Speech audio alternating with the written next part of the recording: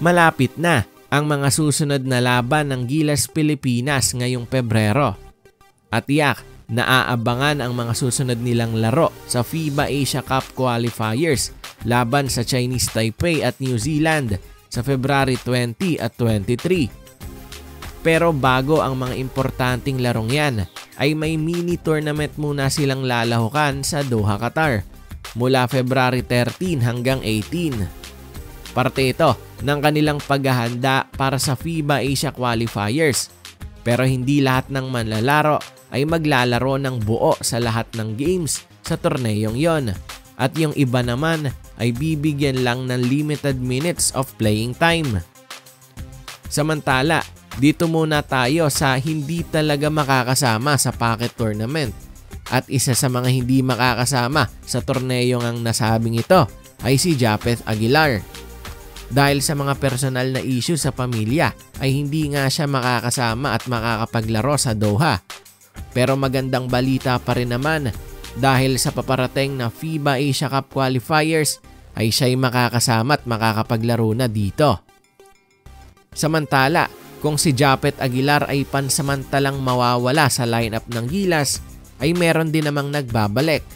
At magandang balita ang pagdating ni Kevin Kiambao na na-issue at nagkaroon nga ng injury sa kanyang unang laro sa KBL, kaya't hindi siya nakalaro ng ilang araw at linggo.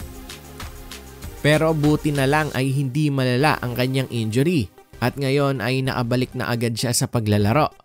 At kamakailan lang ay nagpaita siya ng impressive na performance sa KBL na may 36 points with 6 3-pointers at 12 rebounds.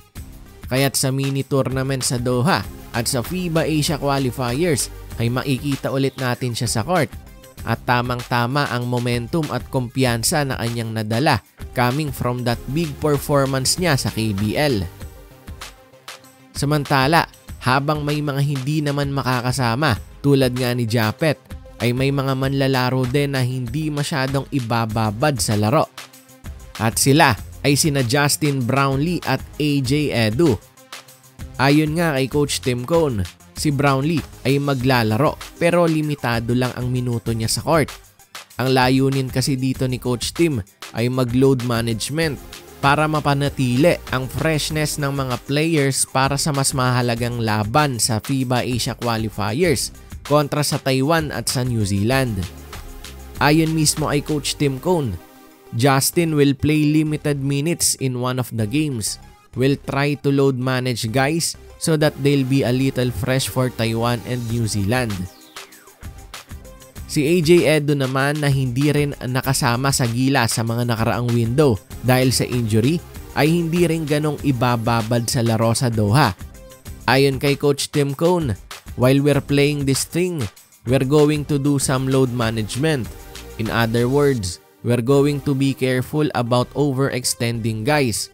Our thought right now is that maybe AJ only plays 2 games of the 3 in Doha, things like that.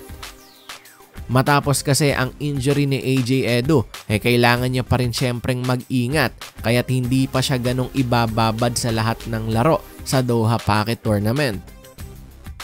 Ang mga desisyong ito ay para na rin sa alusugan ng mga players. Mahalaga kasi na makuha ang tamang kondisyon para sa FIBA Asia Qualifiers at maiwasan ang anumang injury habang naghahanda para sa mga mas susunod na importanteng laban. Bagamat sure na naman na pasok ang Gilas sa FIBA Asia Cup, ay gusto pa rin syempre nila na magpakita ng dominance sa mga laban lalo na sa mga games nila kontra sa New Zealand upang ipakita na hindi lang talaga basta tsamba ang kanilang naging panalo sa nakaraang window.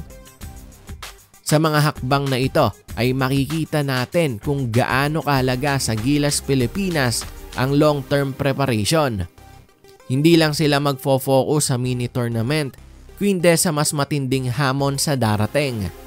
Sa FIBA Asia Qualifiers, mas magiging mahirap ang mga laban at mas kumbaga may bearing ang mga laban sa torneyong yon. Kaya't isang malaking faktor ang pagiging handa ng koponan. Ang desisyon ni Coach Tim Cone ay hindi lang tungkol sa ngayon, kundi para tiyakin na nasa pinakamagandang kondisyon ang mga players sa pinakaimportanteng bahagi ng kanilang kampanya this February tournaments.